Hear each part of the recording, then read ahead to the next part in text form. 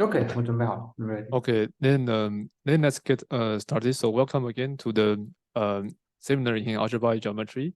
And today we are happy to have Ruijie Yang from Humboldt University in Berlin. And he will talk about Schottky problem and Hodge theory. Please. Yeah, OK, yeah. Thank you very much for invitation. OK, yeah. So as Sheyong said, I want to talk about Schottky problem and Hodge theory. Right. So I think as usual, I will maybe try to spend the first half an hour review some basic materials, and then we can progress to more recent results. So so we probably all know that the Schottky problem is a classical problem in algebraic geometry that is about to characterize in which abelian variety that come from Jacobian. So and then today the Schottky problem will take a specific form as follows. Okay, so so I want to start with Riemann's theorem, Riemann's singularity theorem. So consider C to be a smooth projective curve. The genus is at least 2. And then we know that we can identify the Jacobian with the Picard group of degree G minus 1 on C. And then let's call this isomorphism star. And then Riemann's singularity theorem is basically trying to understand canonical divisors on the left-hand side in terms of more geometric data on the right-hand side. So in Jacobian, there is canonical divisor called the theta divisor, which are cut out by some theta function determined by the period on the Riemann surface. Then Riemann's theorem says that so under this isomorphism, first the theta can be identified with all the line bundles in pic G minus 1, such that it has at least one section that corresponds to all the effective degree G minus 1 line bundles. And then moreover, if let's look at the so-called multiplicity locus, and then in my notation, I will write as a sinc M, which is defined to be all the points on the theta such that the multiplicity of theta at this point is at least M. Yeah, sorry, what is your definition of star? Sorry, the isomorphism. This isomorphism. Yes, yes. You want me to choose a specific isomorphism? I think let's see. Or it doesn't matter. I think it doesn't really matter. Yeah, but I think there's a canonical isomorphism between Jacobian and Picq, because Jacobian is dual of H10. Yes. And we take so I'm using the duality on the Hodge decomposition of H1. Okay. But yeah. Because you can write Picq as H1 of O, so that yes. Like the quotient of H1 of the structure sheaf, that will be isomorphic to the dual of the space of holomorphic one forms on the curve. Okay. Yeah. Okay. Right. So this space is a more specific subset of the theta divisor. And then furthermore, Riemann showed that this is isomorphic to all the line bundles that has at least M section. right? So this is a very good case because in general, if I just give you a random divisor, it's very hard to understand its multiplicity locus. But in this specific setup, we can understand them just using some kind of natural moduli space on the line bundles that characterize those ones that has at least M sections. Okay, and then later on, Martens, I think this is a much later result. It's already 20th century, so like I think around 1937. So Martens showed that again by the same assumption, the singularity M locus because of this characterization, you can argue that the dimension of, sorry, let me try to write this better. So the codimension in the Jacobian of the singularity locus is at least 2m minus 1 for any m greater or equal than 2. So in particular, this tells you that, for example, the singularity locus of the theta divisor is at least 3. The codimension is at least 3. And then singularity 3 locus, so codimension is at least 5, etc. So first, and moreover, the equality holds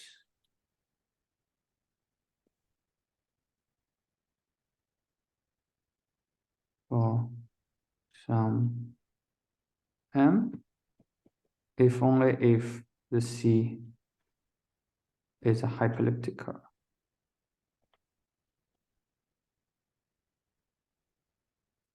Okay. So the second statement says that actually all the boundary cases can only be achieved by hyperelliptic curves. So this result of Martens uses the so-called Bernoussi theory that because Riemann tell us that the singularity M locus can be identified with a set of this form, and then you can put a determinant variety structure on this set, and so that you can try to use like scheme theory to understand the codimension, etc. Okay, so that's basically the very classical result.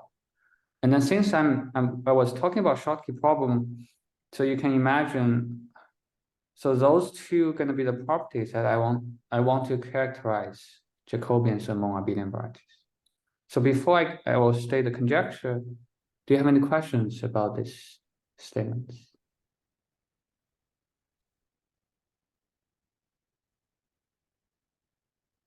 Okay. Okay. So now could I let's just say maybe ask a not so related question? So what happens yes. if, for instance, C is a trigonal curve? And in this case, do we know something about the codimension of the singularity locus of I don't know. Oh, yeah, right. I think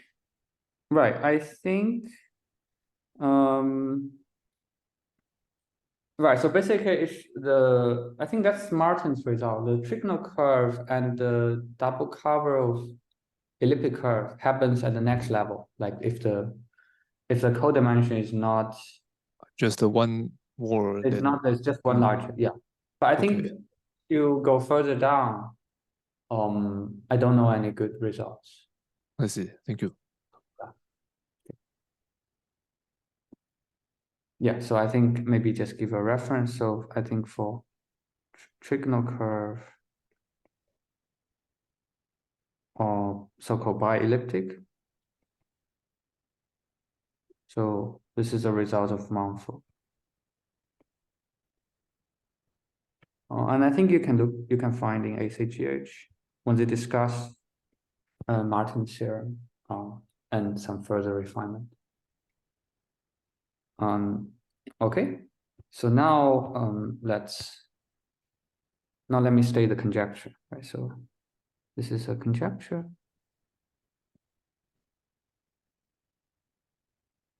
by Castellina Martin. So it's a very recent conjecture, but if you just look at this form, you're going to see that actually Riemann can already made this conjecture. So so this conjecture says that let A and theta to be a principally polarized abelian variety. Right. So this just means that the principally polarized just means that the theta is an ample divisor on A, and so that the theta has only one section. And then later on, just to save my time, I will abbreviate this as PPAV. Okay. And now let's assume I have a principally polarized abelian variety. And then furthermore, let's assume that theta is irreducible. Or equivalently, this is what people usually say, that the pair is indecomposable as a PPAV. So you cannot find another sub-abelian variety with a principally polarized theta divisor of A theta, but this is equivalent to the theta divisor being irreducible. So assuming this, so just assume the irreducibility, and you can show that for theta divisor that come from a curves, it's always irreducible. So that's a reasonable assumption. So assuming this, then two things happen. So first, the codimension in A of the singularity locus is always greater or equal than 2m minus 1 for any m greater or equal than 2.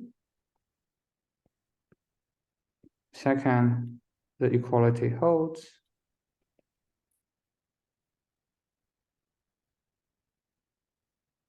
for some m greater or equal than 2 if and only if A theta is a Jacobian of a curve. Moreover, that curve has to be hyperelliptic. Right. But unfortunately, the statement is not as clean as this. So there's a one exotic example is the so-called intermediate Jacobian of a cubic threefold.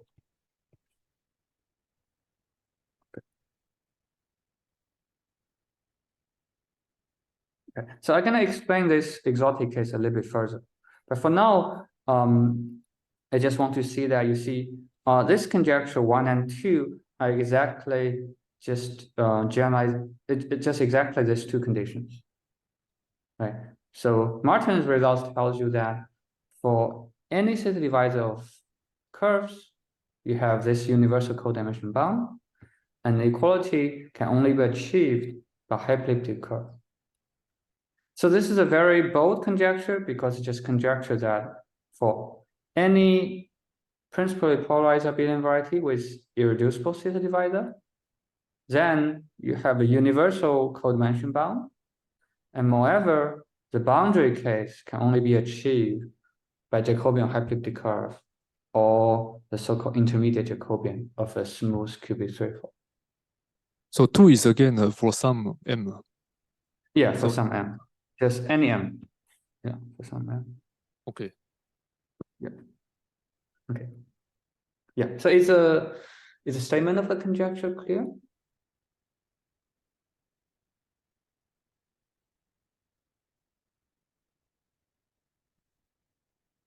Okay. So then let me just say a little bit about the exotic case, so that you get some idea of what this conjecture is about. So let's consider x cubed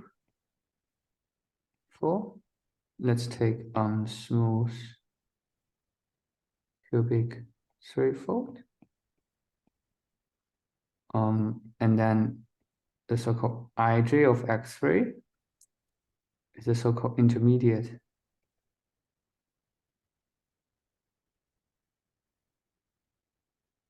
Jacobian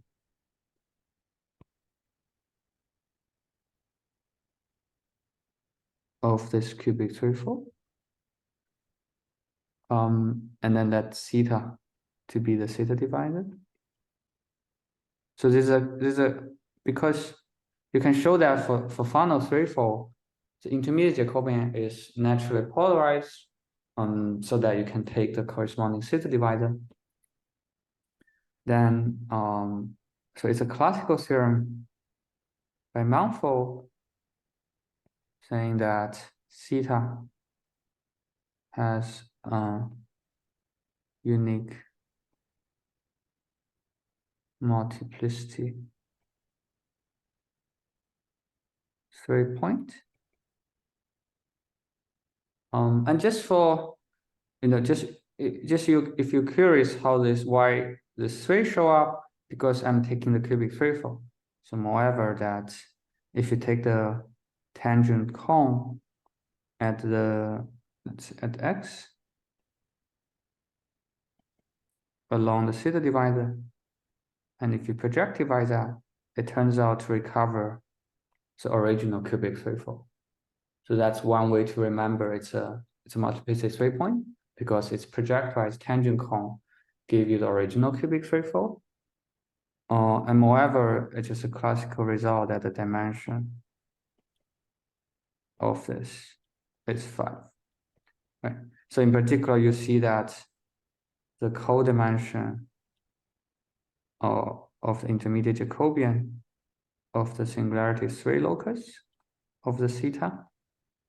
On the one hand is 5, but it's also 2 times 3 minus 1, because it's a multiplicity 3-point. So in this conjecture, you should do 2m minus 1.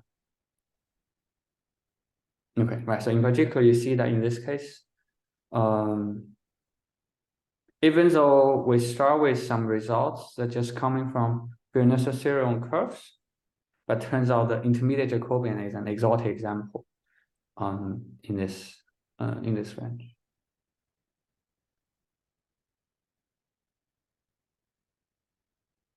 Okay. Any questions?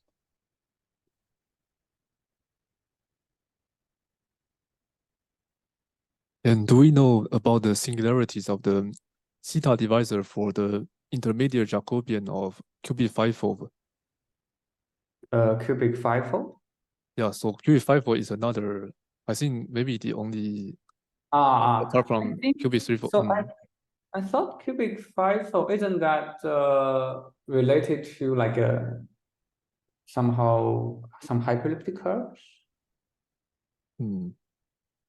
Or like, I think more generally, I think you can take maybe in section 2 quadrics in projective space. Or maybe that's the case where you can relate to hyperelliptic curves. But yeah, for cubic fivefold, yeah, and I'm not sure. I probably have to look it up at one more point, but yeah, I don't remember. Okay. Yeah, sorry. Okay. Right. Okay. All right. So now, so the goal of today's talk is try to tell you that at least some partial solutions of this conjecture and some ideas around the solution. So maybe the goal of the talk, the goal is to present a partial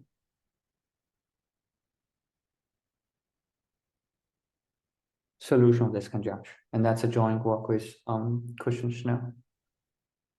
All right, and so let's look at this conjecture one more time, right? So this conjecture has 2 parts. So first, you have some universal bound on the singularity locus, and second, that is the one that corresponds to the Schottky problem, like the boundary case can recover either hyperplicity curves or cubic threefold. So I want to explain the first point a little bit more, because this is where people have more classical results. So maybe I want to explain some tools at least for one. And this is under the name of so-called multiply ideal shifts.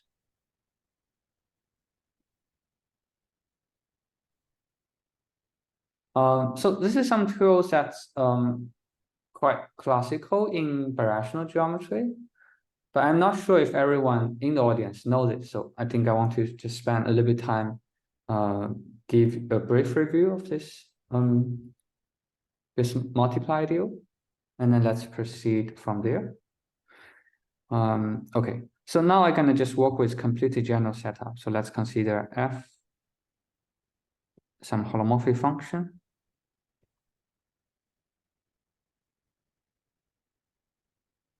on Cn.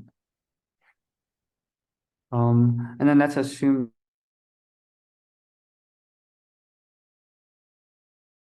just f vanish at 0 and all the partial derivatives also vanish at 0.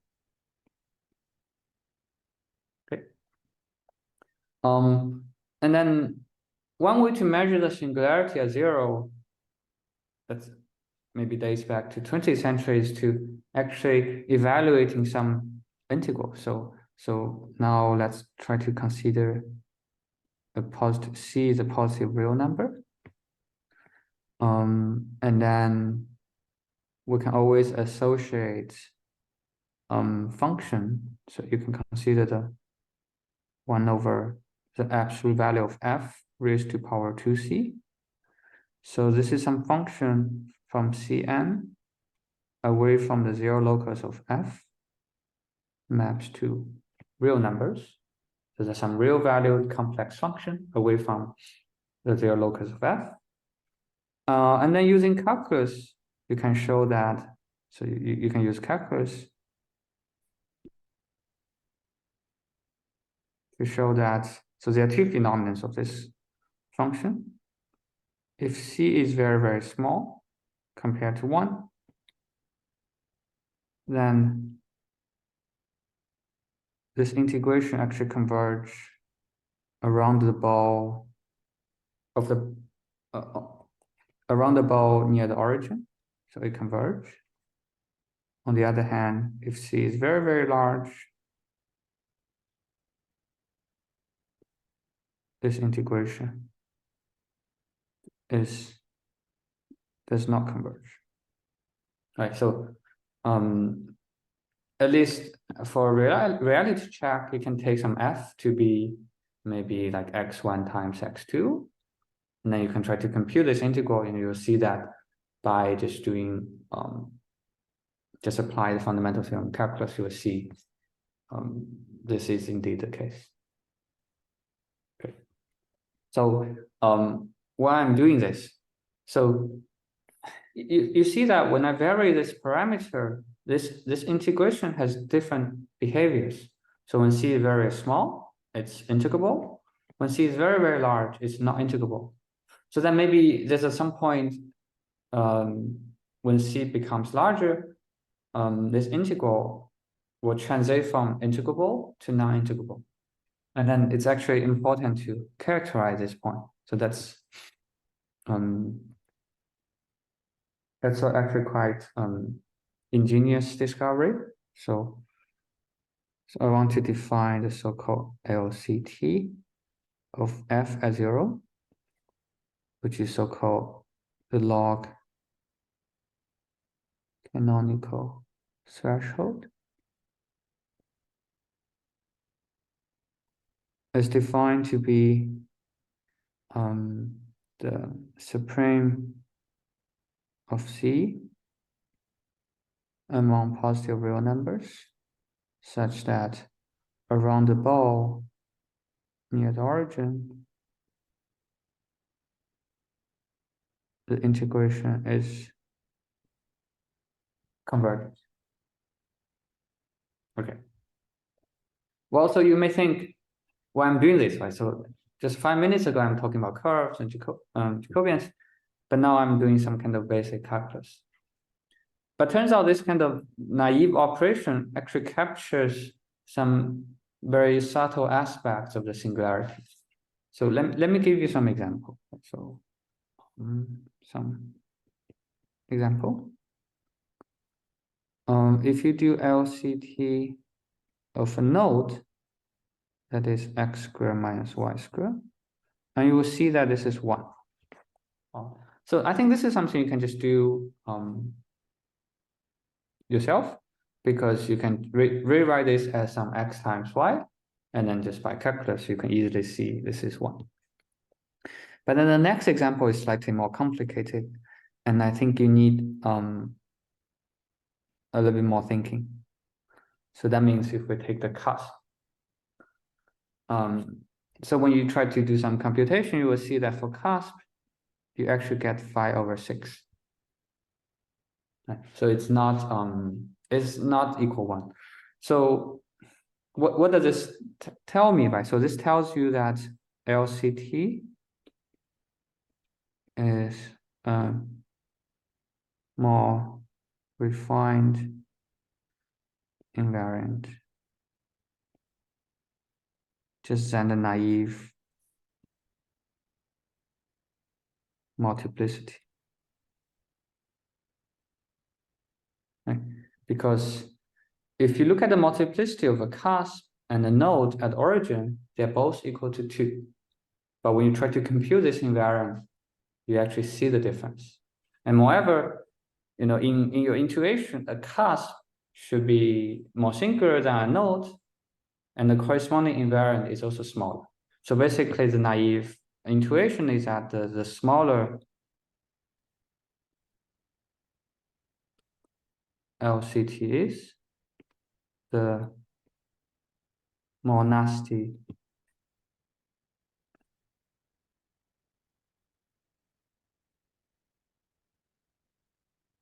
singularity.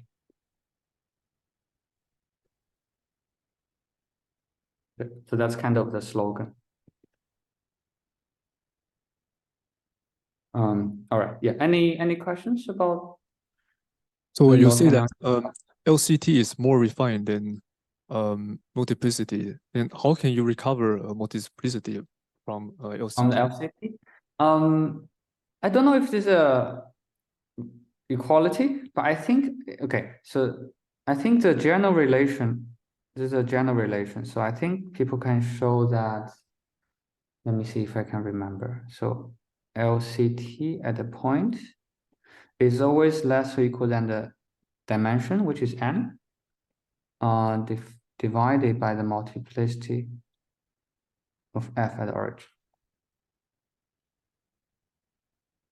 I think this is probably due to Mujtata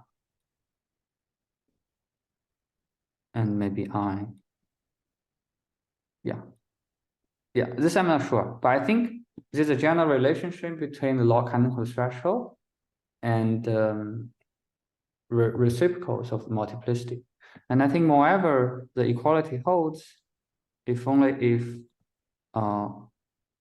the 0 is an ordinary singularity.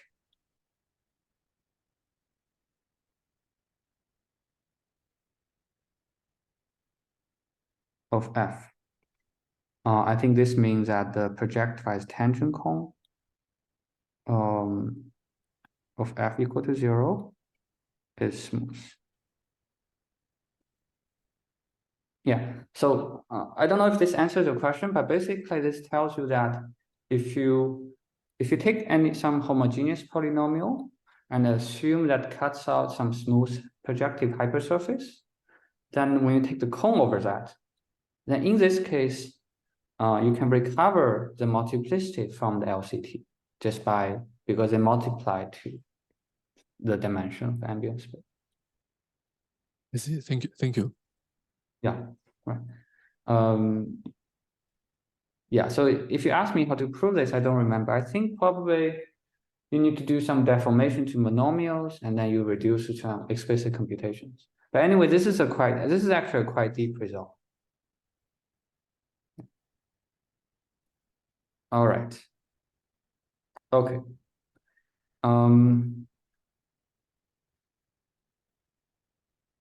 But this invariant is still a little bit too close for our purpose, because if I give you a singularity, you can only speed out the number. It's still not a refined enough. So to proceed further, I need some Schiff invariant.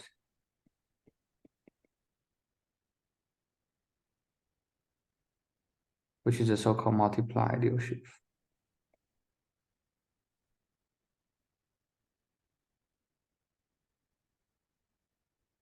Okay, so what are this? So let's try to look at the definition more carefully, right? So this definition said that if you have some function that's single at the origin, then the LCT is captured by this integration. Right? So if you look at this integration more carefully, it only uses two information. You have a 1 on the top, and you have the f on the bottom.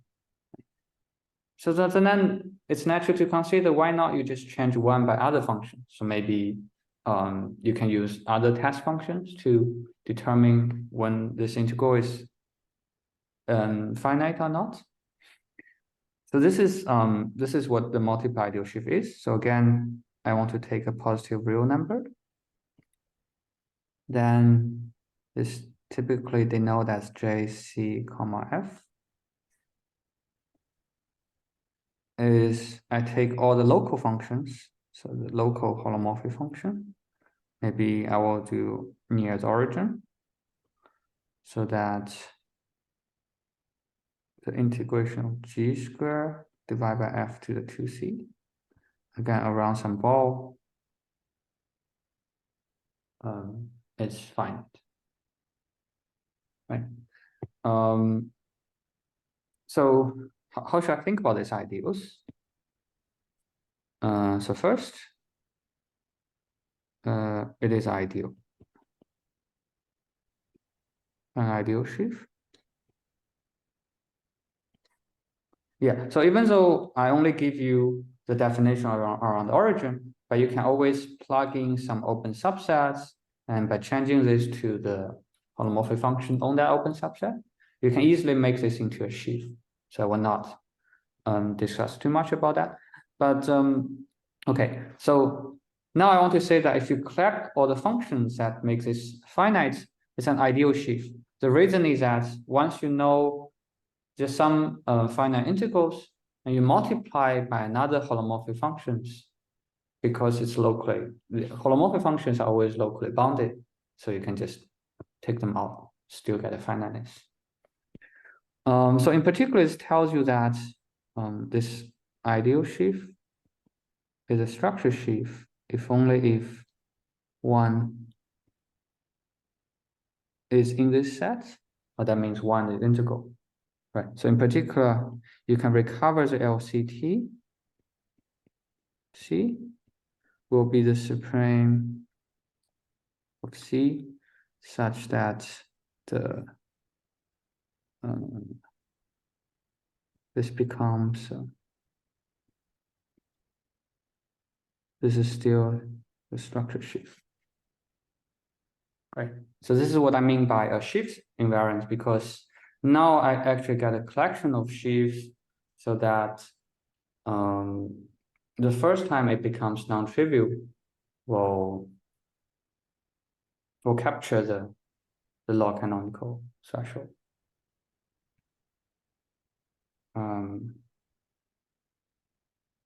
All right, sorry. I think, let's see. So I think this, I should change this to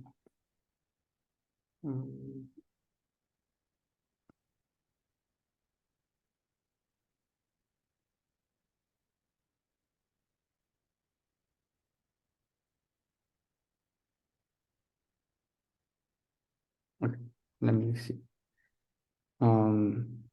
Right, I think at this point, I probably need to change this to incore. Okay, let me continue. So So again, let's try to do some example. So if we try to plug in j of 1 into the cusp. Yeah, sorry, I think I need to change this to not equal to the structure sheaf. So maybe I need to make something a little bit smaller.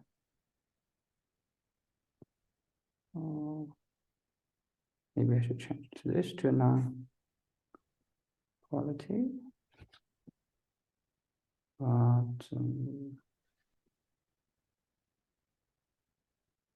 But if C is very large, if C is very large, then 1 over f to the 2c is not integrable. So yes.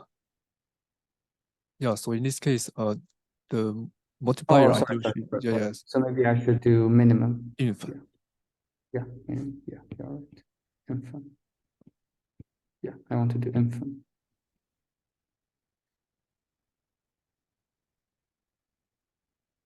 Yeah, I want, right, let me think. Yeah, you're right. So when C is very, very small, you're right. So I should do infant. Okay. Yeah. Yeah, it's like the first time when this ideal sheaf is non-trivial. Okay. So, and then when you do the computation, you will see that this is always of minus D when D is this ideal. But then if you try to cut out by 5/6 of the cusp, you actually get the maximal ideal of the origin. Right. So so I want to use this example to illustrate that this sheaf is more refined than the number, because when you try to compute this sheaf at the log canonical threshold, sometimes, especially in this case, you can recover the singularity. Not only you know it's non-trivial, but also you can capture the singularity itself. So this starts to become more related to our original motivation, right? Because we want to understand the singularity locus of divisor, that we want to use some tools to maybe have a better control of the multiplicity locus rather than its naive definition. Yeah, so maybe the slogan here now is become like multiply Liu sheaf.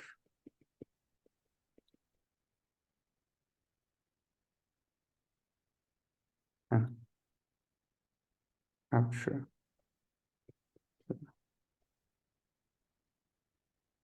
singularity. Maybe we can capture more geometry of the singularity.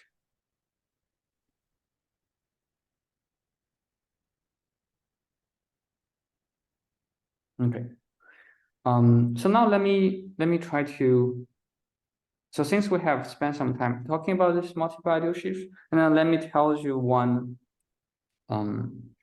result that towards this Castellana-Martins conjecture. So this is a celebrated theorem by Kolla, I think around 1996, is that now let's consider the PPAV. Yeah, so something I forgot to say is that, so even though I only define the multiply Liu sheaf for functions, but you can easily generalize, so this can easily generalize to any effective divisors, because you can always take local functions and define this ideal sheaf. And then because any two local functions of effective divisors that differ by a non-zero holomorphic function, so you will see that this ideal sheaf, they can glue to an ideal sheaf along the divisor. So there's no difficulty generalizing this construction to divisors. So then Kolla apply these tools two PPAV, and he kind of want to say what happens there. And then he discovered something quite interesting. So if you take any PPAV, then Carla try to see how this varies. And then he see that this is always a structure of A when C is between 1 and 0. And you get ideal sheaf when C is 1. So in particular, this tells you that the log canonical threshold not only at one point, but globally it's 1. And then so far I only tells you that I only give you a definition of multiply ideal sheaf using some integrals, but people later on find out there's a birational definition of this ideal, which I probably won't tell you too much, but using that birational definition, so here, so you can use the birational definition of multiply ideal sheaves. You can show that the codimension of the singularity locus is at least m. Right. So this is the first general results towards some global constraints of singularity. Okay, so you may have, so let's compare this bound with the conjecture, right? So in the conjecture, we say that if you take a PPAV, then the codimension should be at least 2m minus 1. So Carla's results give you at least m.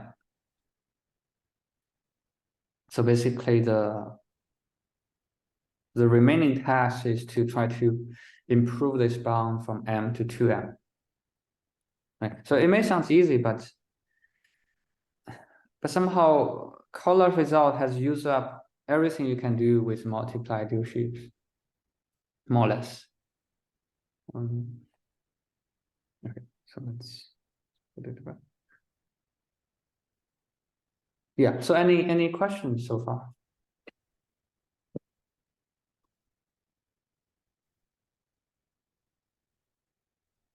Maybe some conjectures. If theta is irreducible, then the codimension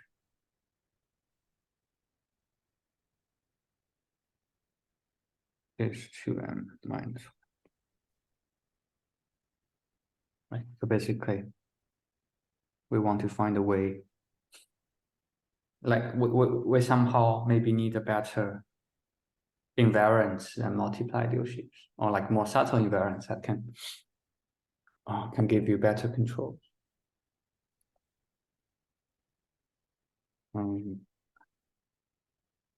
Okay, so if there's no questions, I can let me continue. So now,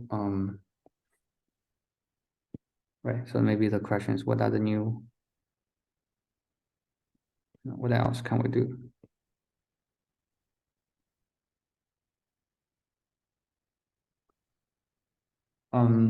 Okay, so before we go into the so-called higher multiply ideal sheaves, there's still one result discovered by Ian Luddersfield almost a year later, around the same time. So what they discover is, if you assume it's PPAV, but at the same time now you want to assume the theta divisor is irreducible, then they can show that the theta has normal singularity and has at worst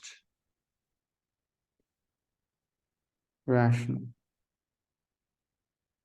singularities.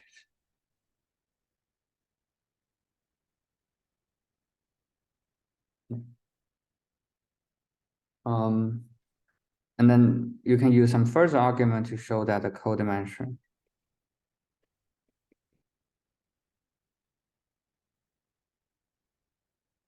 is slightly larger. It's not only m, but m plus 1. Okay. So I think maybe everyone probably know what is a normal singularity. And for rational singularity, it basically means that whenever you take a resolution of singularity, the fiber look like projective space, or at least the high Dirac image of the structure sheaf all vanishes. And this actually match up with the zeta divisor that come from curves, because when you look at the zeta divisor that come from curves, it has a natural resolution of singularity by symmetric product of curves. And you can check by Abel-Jacobi theorem, you'll see that there all the fibers are just a literally projective space. And then I think you can go to prove the zeta divisor is indeed rational. So okay, so then I want to look at this statement a little bit more carefully to see where are the places we can do more. Right? So you see in the Einladus theorem, whenever you assume the zeta divisor is irreducible, the singularity becomes better, especially becomes rational. So what can we do about rational singularity? Okay. And then there's something a little bit more we can do. So this is something called so this is Saito's results. Probably in 94, I'm not sure about time. So let so now let f to be a holomorphic function, and X is a complex manifold. And Saito discovers that the zero locus of f is rational if only if the symbol called minimal exponent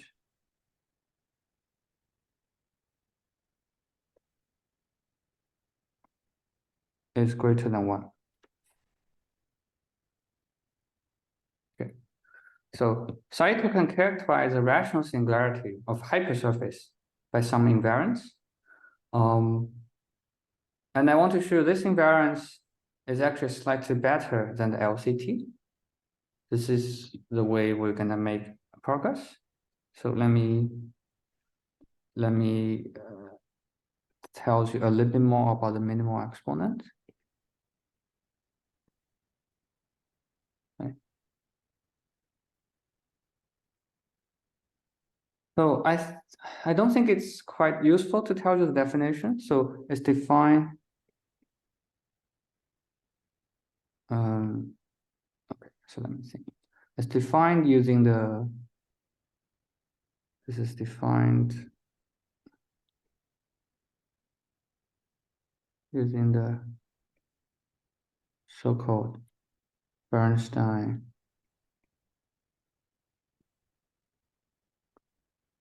Sato polynomial.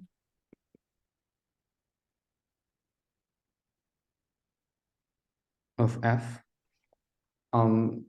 So I don't think we have enough time to discuss the definition of this polynomial, but let me just tell you that assume there's some canonical one variable polynomial attached to any holomorphic function.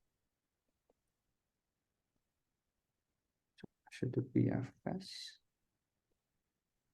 So let's look at this polynomial. This is in one variable ring. So you can always write this polynomial as s plus 1 of s plus lambda 1. So here, you see, I'm not writing a polynomial with s minus its root, but I want s plus. And then people can show that it's a fact. I think it's Kashwar's results. That all the lambda I are positive rational numbers. And now I'm gonna order them in an increasing way, then the minimal exponent of f is defined to be the lambda 1. So that's the smallest except 1. So some general results about this polynomial of f says that -1 is always a root, and you have other roots. And now the minimal exponent can be defined as one of the roots. And then the theorem that relates to this one with our discussion is that if you try to compare the minimum exponent with 1, you can actually get LCT of f. Okay. So I think the purpose of this page is try to explain that in the beginning we have discussed the log-canonical threshold, which is some invariance of singularity that can be detected by looking at a certain convergence of certain integrals. But now using some maybe more complicated tools, you can define something called minimal exponent, which is more refined than LCT. So especially it will be more useful when LCT is 1. So maybe let me try to summarize this a little bit. Right, so what I'm trying to discuss. So now let's say you have polynomial function. You can talk about this invariant of LCT. It's actually always less or equal than 1 by definition. So this is by definition.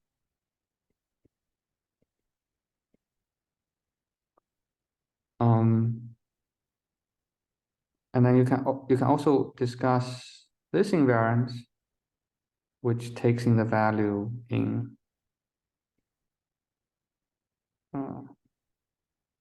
all integers. No, sorry, not integer. All positive rational numbers. And moreover, when you try to compare this with 1, you get LCT of f. Right. So especially if LCT of the f is 1, then the minimal exponent is greater than 1 and can provide more refined information.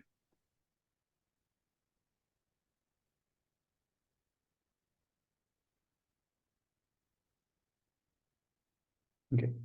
And any questions? Does this make sense? Yeah, could I come back to Einlaser-Sphere's statement? Yes. So yes. So you write that so if theta is normal plus rational singularity, then this implies that codimension of the locus of multiplicity m is larger than or equal to m plus 1. So is it a general statement, or so?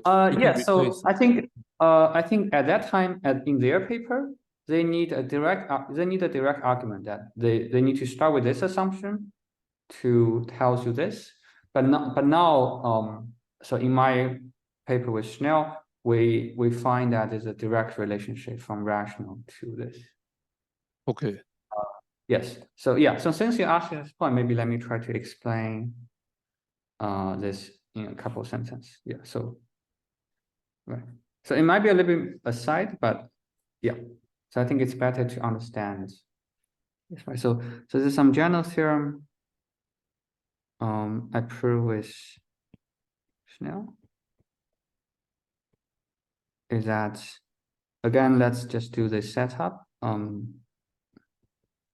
Maybe let's just do D is an effective divisor.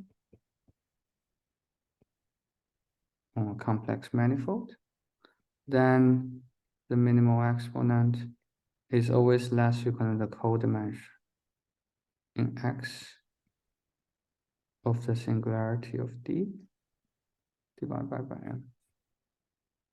Okay, so I want to say that what we discovered that there's a general relationship between the minimal exponent and the codimension bound of singularity. And now let's assume this, and let's show that I want to show this inequality, right? So assume D is rational.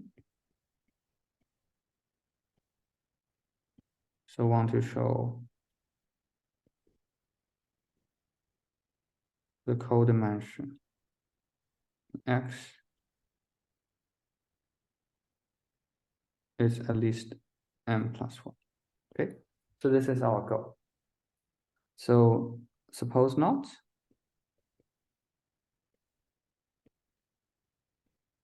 Then we know that the codimension, so this is for any M. So suppose now you can find some M such that the codimension bound is less or equal than M. Then in particular, apply the theorem. Tells you that the minimal exponent of D is less or equal than M divided by M is 1. But this will contradict Saito's result, right? So this contradicts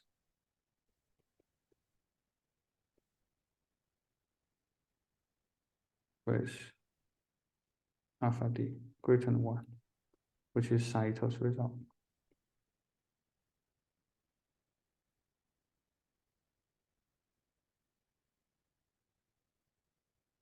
Maybe sorry. Yes. Yeah, so I have a silly question. So if a Mm. point is singular, then its multiplicity is larger than or equal to 2. Yes. Or, yeah. And in this case, so if you take so canonical surface singularity, then it is rational, but then it has codimension 2, but then the right-hand side of the inequality is 3. So yeah, so do I misunderstand something, or So this only works for hypersurface. Are you taking a hypersurface? so hyper Yeah. I see. Yeah. I see. This, Thank you. yeah. Yeah.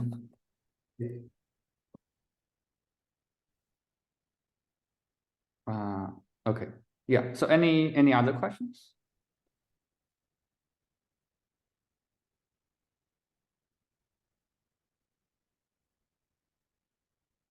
Yeah. Okay. So let's go back to this case, right? So okay. So maybe let me also try to. Right. So here we see that Einlander still tells you the theta is rational. And Saito said that theta is rational means that this minimum exponent is greater than 1.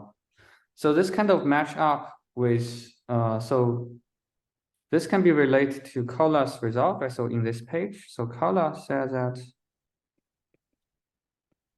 LCT of the theta divisor is 1, but then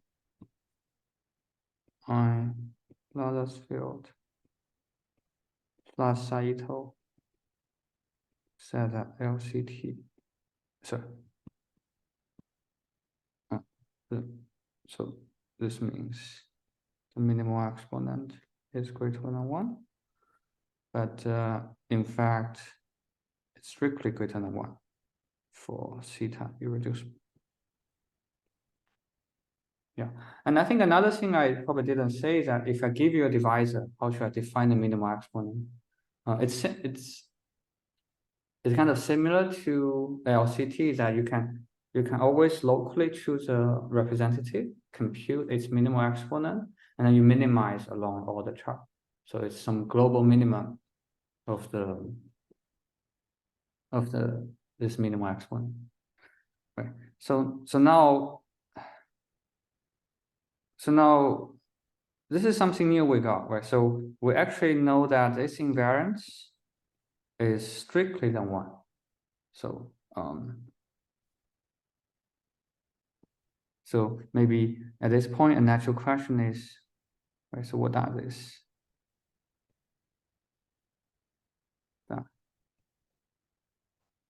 For, let's say, for curves, right? For what are alphas? What are those invariants for some known examples? Because I think this will kind of help improve our understanding. Again, for the singularity of city divisors. And then so here are some results we have. So before we state this, we're gonna eventually go to the solution of the conjecture.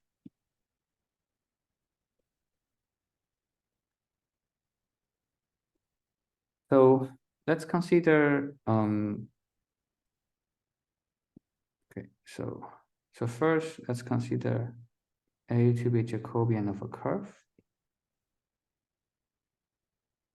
Then you can show that it's always less equal than 2 for arbitrary curve.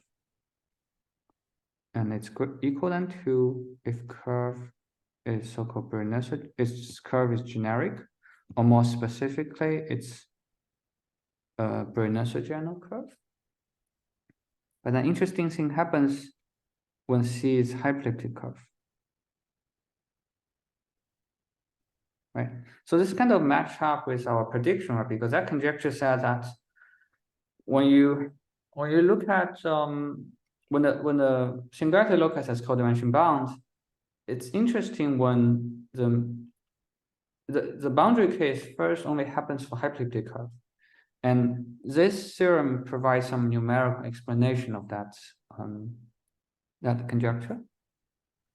And then moreover, if A is the intermediate Jacobian of a cubic threefold, this invariance is phi over 3. Okay. Right. So what I want to say. Okay. So here, this result I want to use that to explain. Right. So we know that if you assume the city divisor is irreducible, you can show it's greater than 1. And then we actually go and compute some examples. For curve, it's always less than 2, and the boundary case is achieved by Bernoulli general curve. And then for hyperelliptic curve, it kind of dropped to 1.5. And then for cubic threefold, it's phi over 3. So why is 2 kind of related to our conjecture? Right? So now let me say, I want to say this is like a numerical evidence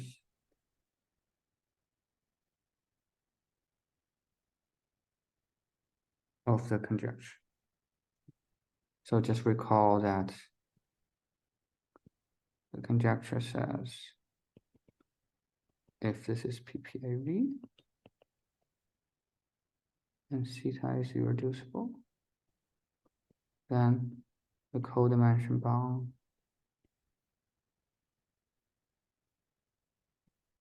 is always greater than 2m minus 1. Right. So why is 2 related? Right. So suppose not, again by a similar argument, then the codimension, then the minimal exponent or less equal than the codimension of the singularity, which is less equal than 2m minus 2 divided by m, which is less than 2. Right.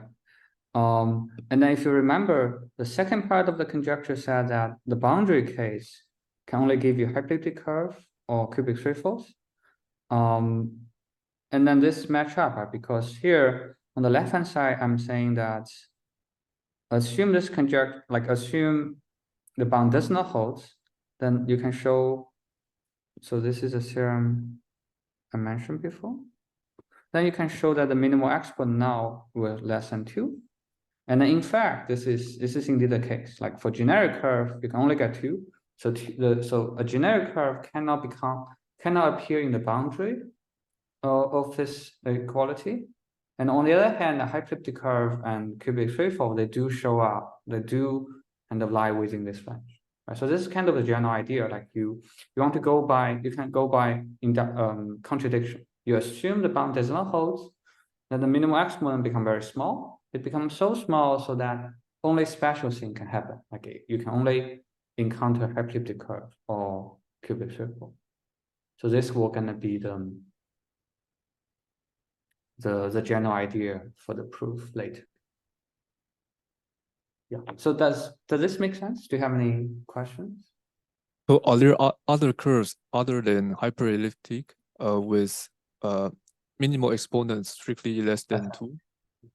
I do think there are, but so far no unfortunately, explicit.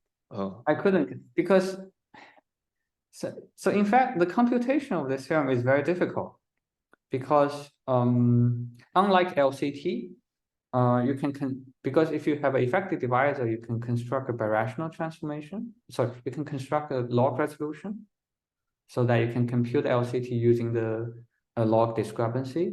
But there's no such theorem for minimal exponent. You only get a bound. You can only get a lower bound by the log discrepancy, and you can get upper bound by our theorem. So you need to be sufficiently lucky that these two bounds match up. That's one difficulty. And second difficulty is, even for theta divisor of hyperelliptic curves, there's no known log resolution. You only have a resolution of singularity by Abel-Jacobi map, but log resolution is only found very recently, last year, also again by the joint work with Schnell, that you can iteratively blow up all the singularity locus of the theta divisor to achieve the log resolution. So you put all this together, you can get this number. So you can imagine for other curves, you need a very good understanding of the geometry of the theta divisor. I see. Yeah. And okay, and also for intermediate Jacobian, you also need some. Yeah, for intermediate Jacobian, it's easy because singular is isolated. Isolated. Yeah. And we know the cone. You know the cone. Yeah. And then maybe just I want to spend a minute. So for general curve, we kind of reduced to a very recent result by Boudour and Dawn. I don't think their paper is on arXiv yet. So what they show is that if you take a Bernoussi general curve, then at every point of theta divisor, it's locally analytically isomorphic to a determinantal variety. So basically, you can think about this as cut off by some zero locus of a determinant. And for determinant, it's a very classical result. Even go back to Clay, that the minimal exponent is 2. But to show this, to relate the Bernoussi general curve with a determinantal variety, in the argument, they need some L infinity pair, like quite advanced deformation theory. So again, at this point, I don't see an easy explanation for 2, even for generic curve. Yeah, but I would expect something interesting will happen along between these numbers. They may capture some interesting intrinsic geometry of the curve. That is one like future line of research. Another elementary question. So do we know is the minimal exponent lower semi-continuous? Yeah. So they have very good properties. So okay. Yeah, so maybe I think we prove this, but also it's due to a serious work of Mustata and Popa that this is lower semi-continuous. And I think you can also show it's constructible along some Whitney stratification of singularity, but also if you take any smooth hypersurface on X, then you can compare the minimal exponent with D and the divisor restrict to hypersurface. It can always become smaller. So same thing as for the LCT. And then the equality happens if H is very general. Yeah. So basically you can think about in a very large sense, the minimal exponent behaves like the log canonical threshold. It's lower semi-continuous. The smaller minimal exponent is, the bad, like the nasty, the singularity is. And also when you restrict the hypersurface, will become smaller. But it's equal if the hypersurface is very general.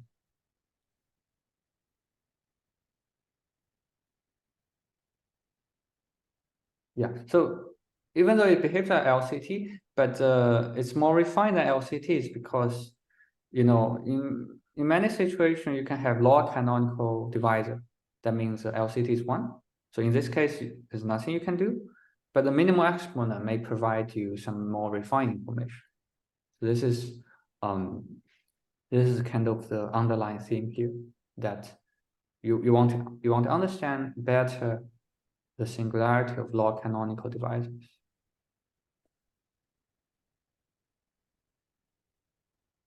Okay, all right. So yeah, so in the rest, maybe 20 minutes now, let me try to explain some ideas of this partial resolution, because so far I think I would say it's still relatively elementary, but now I need to use some more sophisticated tools rather than just a single number, right? So maybe, right? So recall that you have LCT of a divisor. This is a number, but you also have a family of divisor, which is a sheaf, right? This is the family of sheaf.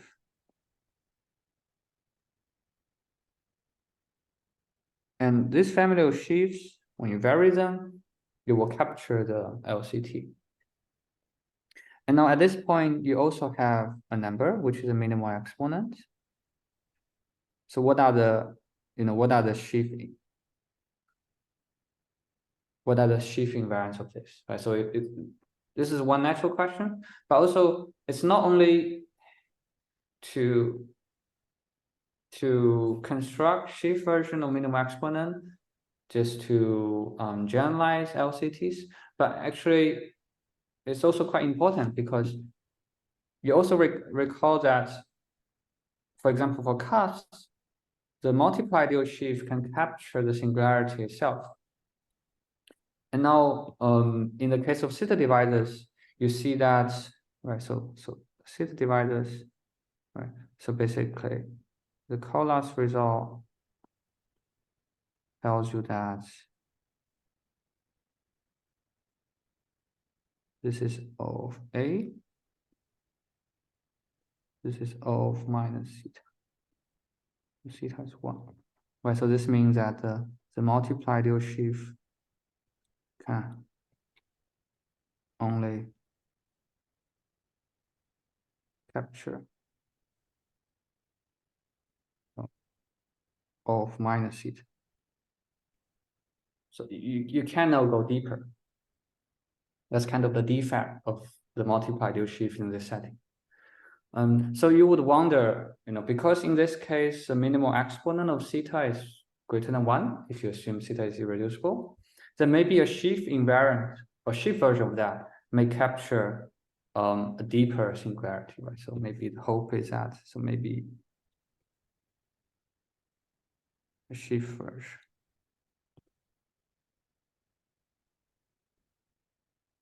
of the minimal exponent can capture.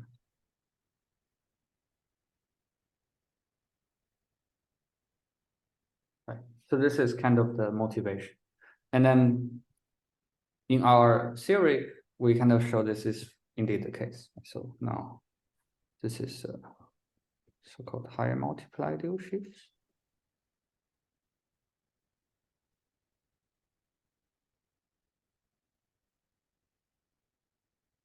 And this is by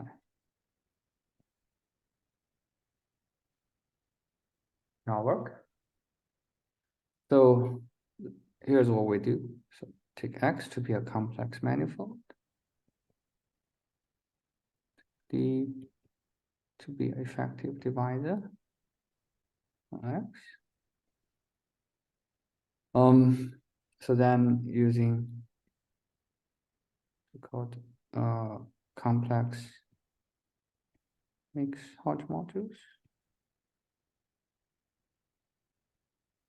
So this is some complexity theory by Morihiko Saito. We construct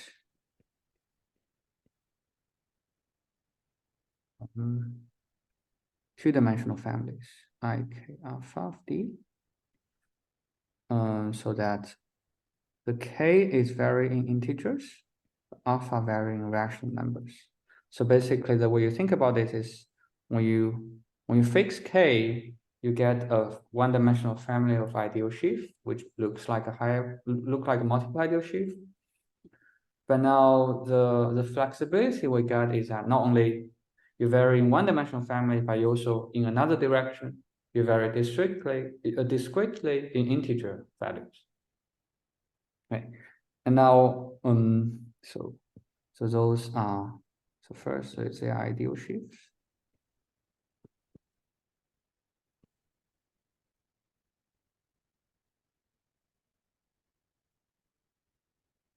And second, if you let zero, this happens to be zero, then you can recover the multiple ideal sheaf, even though with a slightly strange transformation rule.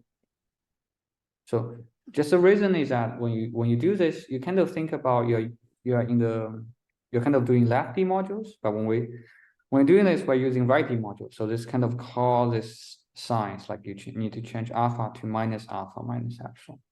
But basically, this tells you that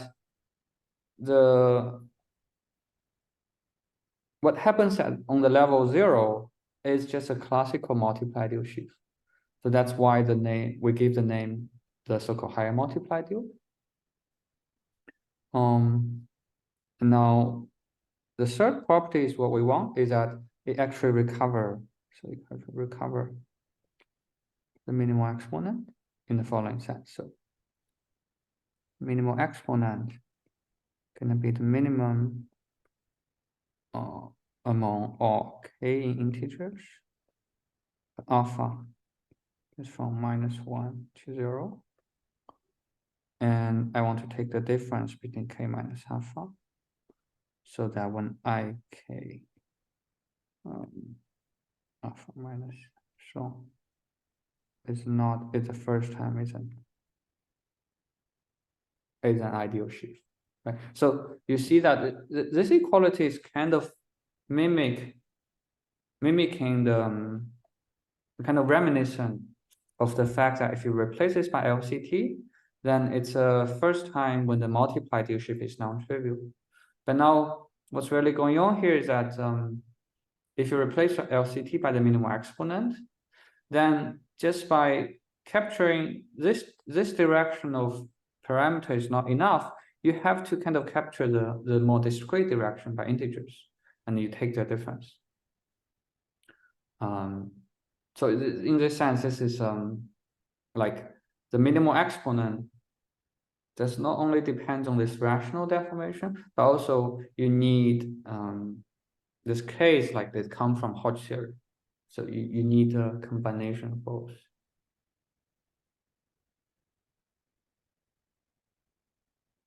All right, yeah. Any questions at this point?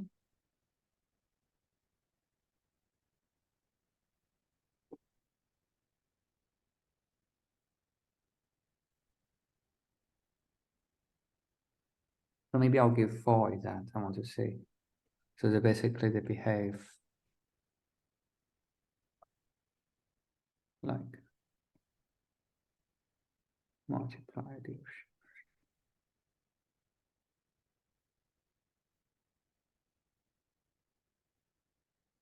That means, for example, the satisfy restriction theorem.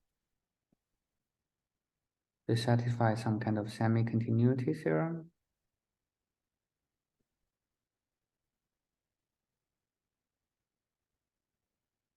So these two are standard, but the most importantly, they satisfy a version of Nader vanishing, right? Because if you're familiar with multiple ideal sheaf, you will know that the Nader vanishing is one of the important applications to multiply ideal sheaves. And then this is a theorem. Proof is that. So to state in a simple way, I want to restrict to the case when you have a PPAV. Then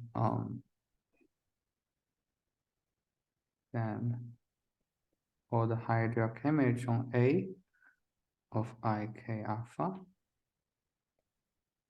but you need to tensor with of theta K plus 1 times vanishes. So this is for I greater or equal to 1. And then I need some range of alpha. So alpha is in -1, 0. Yeah. And now if you stare at this for some time, you will see that K equal to 0 will recover the natal vanish.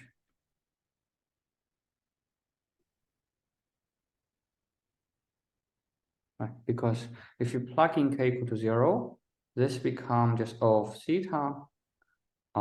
And then this part, you can use a transformation formula or give you some multiplied ideal sheaf. And then when you apply, then this is exactly the natal vanish.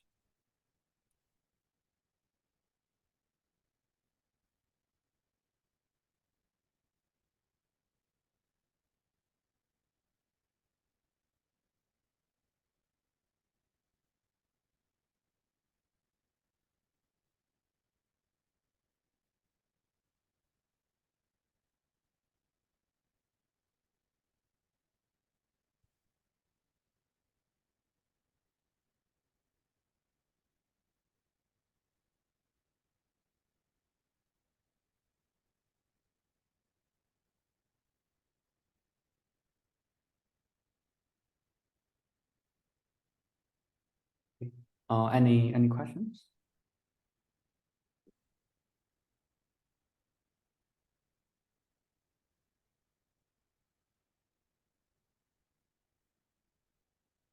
Okay, then let's continue. So now right. So remember I told you that, okay, so now this guy captured the minimal exponent. So therefore we want to use this sheaf to get a better understanding of theta divided, right? So that means we want to look at certain zero locus of this sheaf. Okay, so this is what we're gonna do. Now this is something called center of minimal exponent.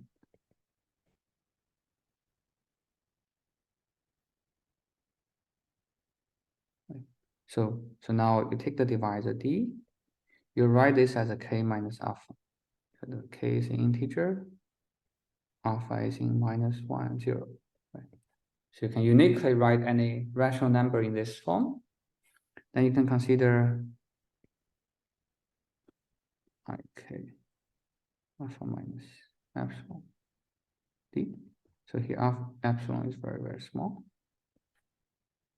Right. So by this theorem, we see that this is basically the first time this ideal sheaf become non-trivial. So then you can consider Z to be the zero locus of this ideal sheaf.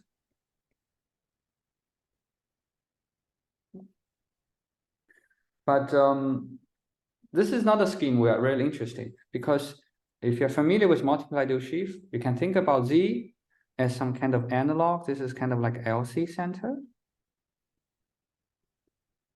But sometimes LC center doesn't, it's not everything you want because it may not behave so well. So you need to pass to the so-called minimal LC center. Okay. So in this theory, so we also want to construct some certain subscheme. So there's some subscheme. But because it's slightly complicated, say, I just tell you there's some subscheme defined using the weight filtration.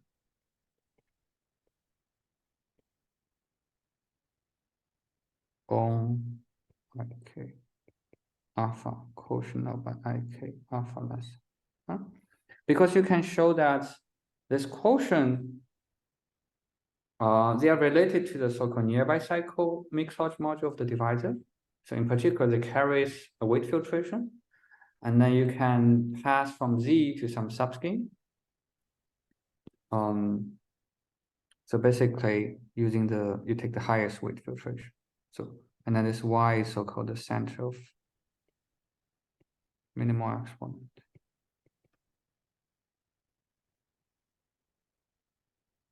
So just in the sense that the way you think about this is that if you have a LC center, what is a minimal LC center? It's defined to be the intersection of all LC centers. And then the reason that weight filtration comes in is because in the Ling theory, you can think about weight filtration, they are intersections of all kind of intersection of all stratas.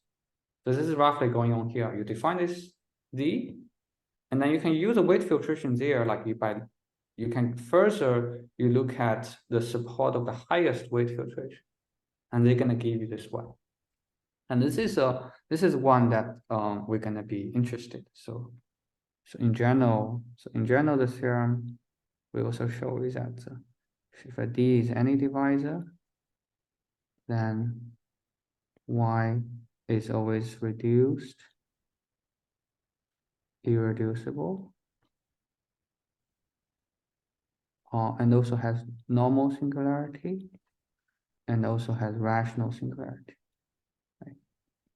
So you see, this is kind of reminiscent of this Einlad's result, or if you know Kawamata's subadjunction theorem, it's also generalized the property of minimal LC center. Like Kawamata showed that minimal LC center is always reduced, irreducible, and normal, and has rational singularity. All right. So now in the last couple minutes, I can finally tell you at least Steinmetz theorem. Maybe I'll give the sketch ideas. So now if you take a theta to be a PPAV, you assume theta is irreducible. So what we call is partial resolution because we cannot fully solve the conjecture, but we need to assume this Y, like this is the center of minimal exponent.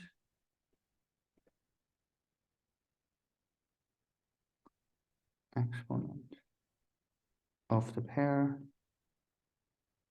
is one dimensional. So that's the assumption.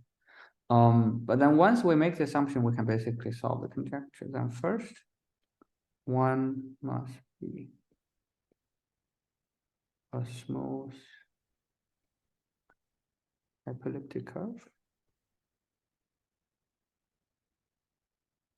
And then the codimension bound universally holds.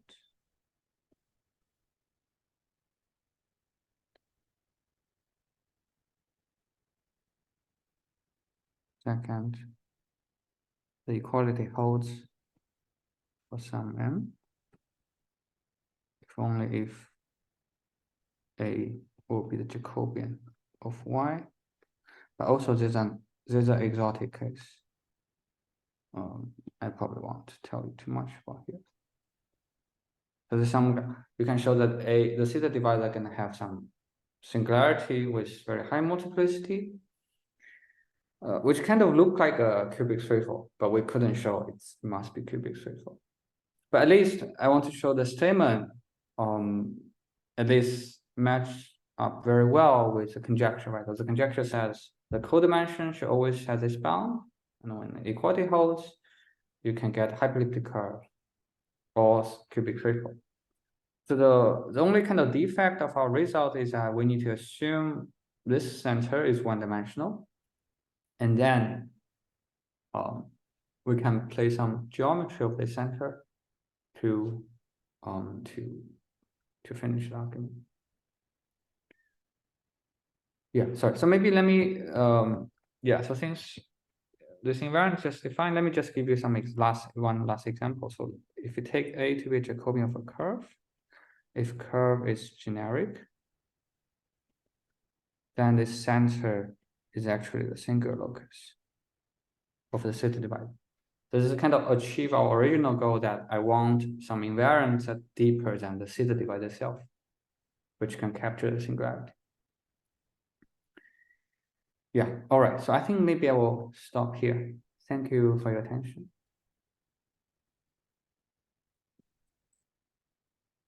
Yeah, thank you very much. So are there any questions?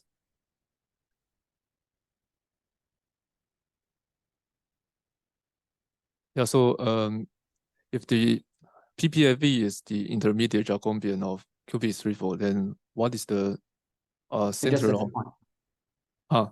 And what is the statement if you replace y one-dimensional by y just isolated, so zero dimensional? I think for zero dimensional, I don't know what one can do, but there's a result by Musata Popa says that if you assume the theta divisor has only isolated singularity, then the dimension bound holds. Using so-called Hodge ideals. Okay.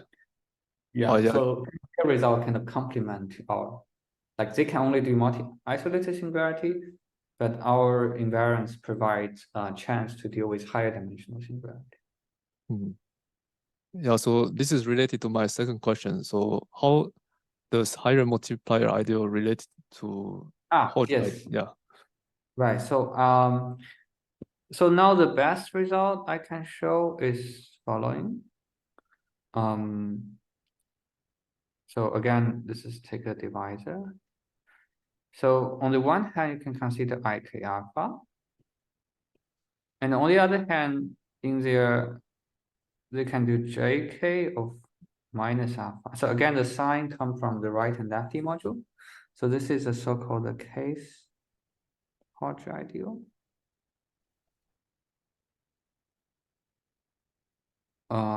Of minus alpha D.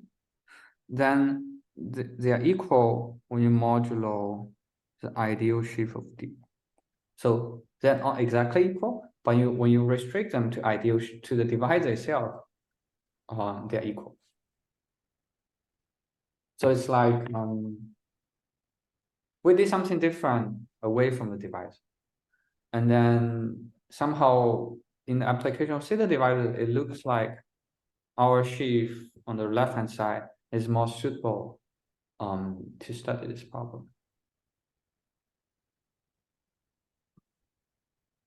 But in general, it's right. So that's okay. So and if you want maybe a highbrow summation of this result, you can think about the following thing. So you have X, and you have embedding I, you have open embedding of J. So this give you some distinguished triangle. So this, for example, give you I if I remember probably I lower shriek, I upper shriek of O X. Give you J lower star, J upper star. So you can have some distinguished triangle relating close and open embeddings. And then you can think about this is the I upper shape, always related to the nearby cycle of D. And this is related to the higher multiply ideal sheaves. But then when you do pull back, this kind of relates to the Hodge ideals, because Hodge ideal is defined using the open part, using some you take the structure sheaf on OXD and you look at all the functions as poles along D. But basically, this is what this sheaf is doing. And then from there, Musata and Popa define the Hodge ideals. Right? So you can basically think that's two different way of thinking. You can, if I give you a function, you can either look at its complement, or you can look at the nearby cycle. And then they are intimately related because this is a standard distinguished triangle between the closed and open embeddings.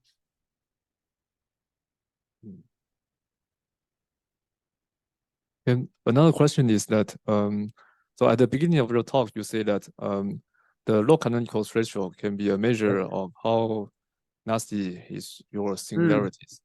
Is it also the case for Yes. yeah.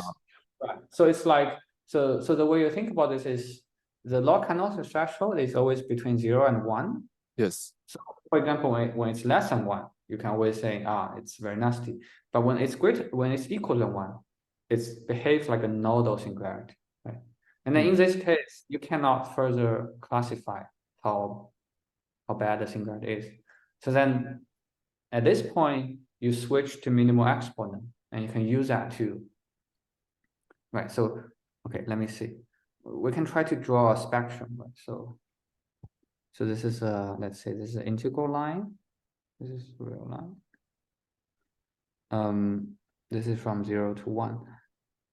So this is a range when you can look at LCT. So, and then if you go towards this part, the divisor become more singular.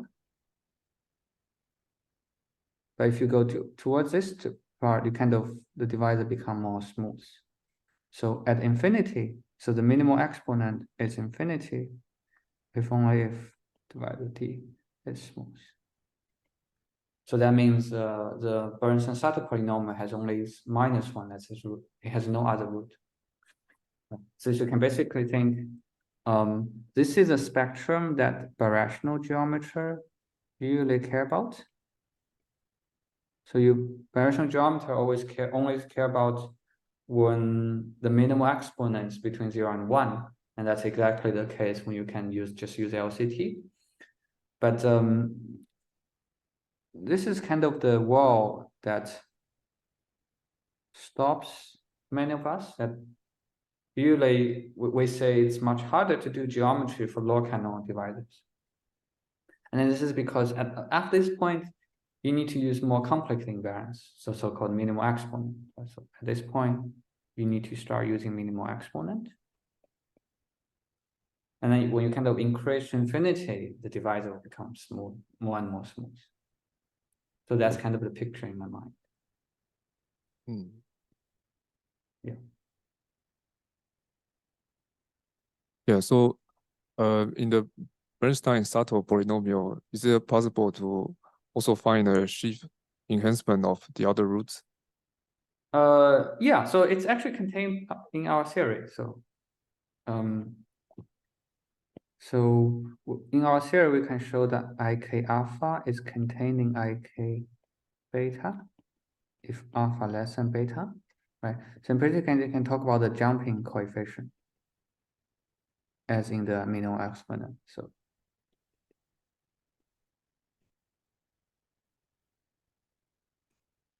and then you can show that all the sets of the roots of Bernstein-Sato polynomial is actually equals to all the jumping numbers, jumping coefficient of all IK alpha. But it's not that good because you have to modulo C. Like basically all the fractional part is captured by our sheaf. But integral part, I think it need further study. So maybe just an example, right? So if we take a cusp, then Bernstein-Sato polynomial of the cusp will look like s plus 1, s plus 5/6, s plus 7/6. So, right, this is LCT, as we all see. But this is an interesting part, right? So from here, we can show that -1, right, let's see. We can show that -1/6. So, okay, so here I need to take negative roots. So -1/6 is a jumping number. Jumping coefficient. Or maybe I should say jumping number. Of the higher multiplied U sheaf. I don't remember. I think probably I can show maybe I2 -1/6 is not true. But yeah, but that's a general relation. Does this make sense?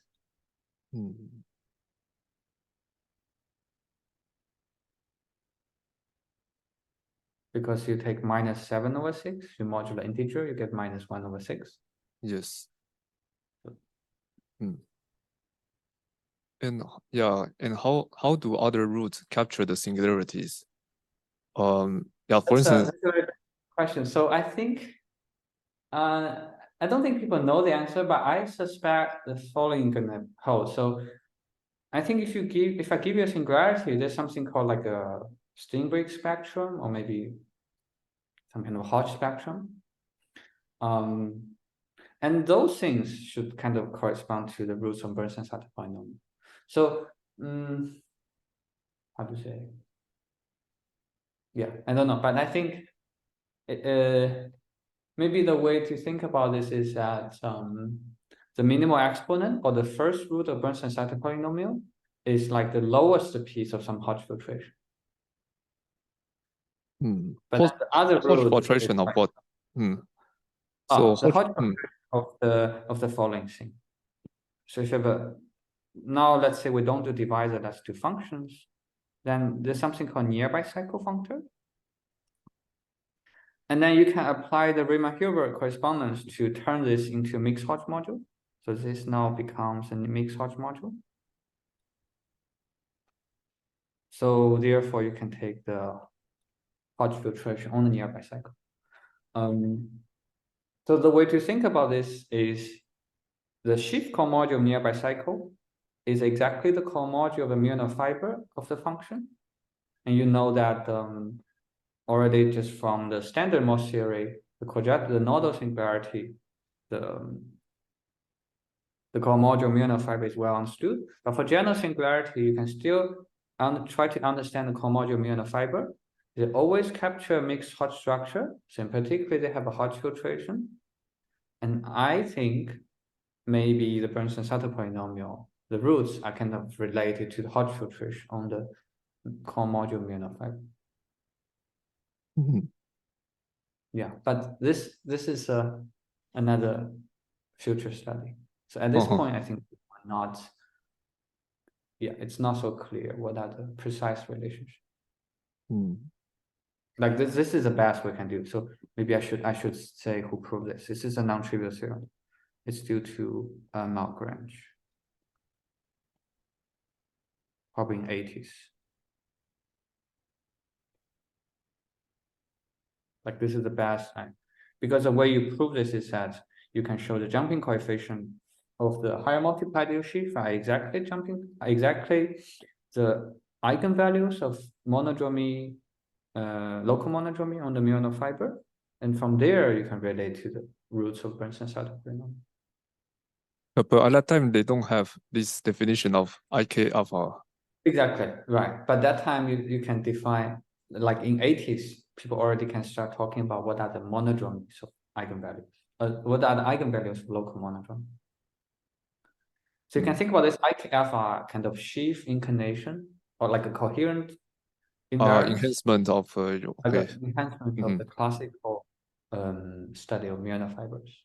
Because you can use Saito theory to extract some coherent sheaf information out of nearby cycles rather than topological information. Yeah, so I think there's a lot of questions to ask here, and I would think it's very interesting to explore further. Yeah, maybe I ask too much questions. So are there furthermore questions?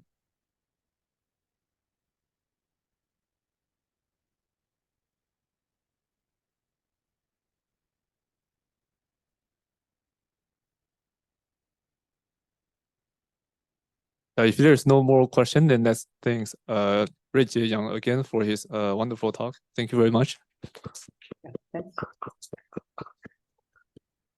Yeah, thank you.